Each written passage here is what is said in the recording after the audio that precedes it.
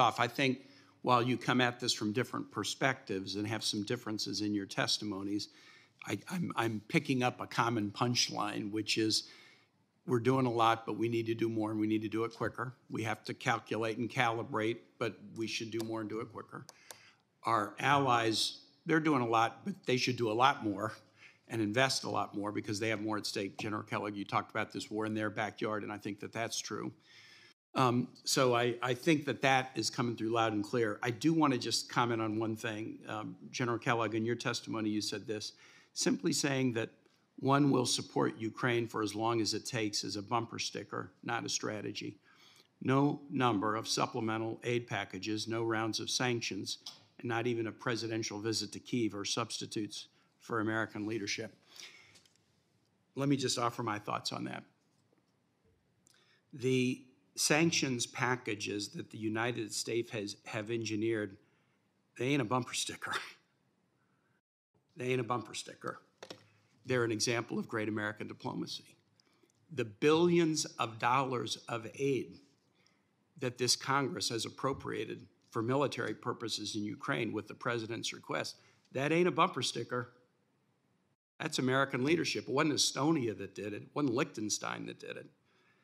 The billions in dollars of aid for humanitarian purposes that we've allocated, not a bumper sticker.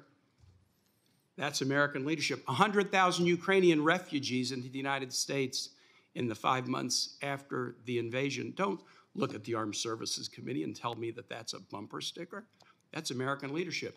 Engineering a state of affairs where Finland and Sweden, whose popular approval for accession to NATO would have been about 25% a couple of years ago, are now on the verge of joining NATO and dramatically increasing both the NATO and Western defense capacity.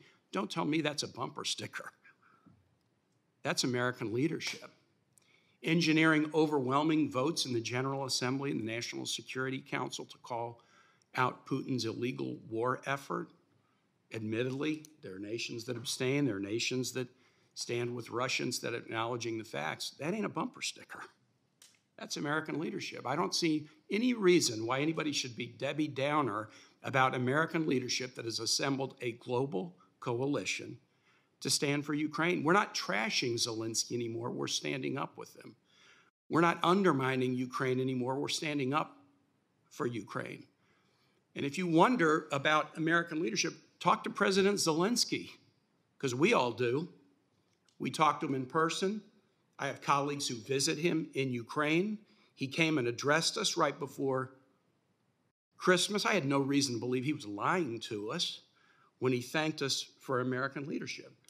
The global effort to stand for Ukraine against an illegal invasion by a dictator that is not only necessary in all of our view to stand up against Putin, but also to send a message to dictators around the globe would not have happened without American leadership.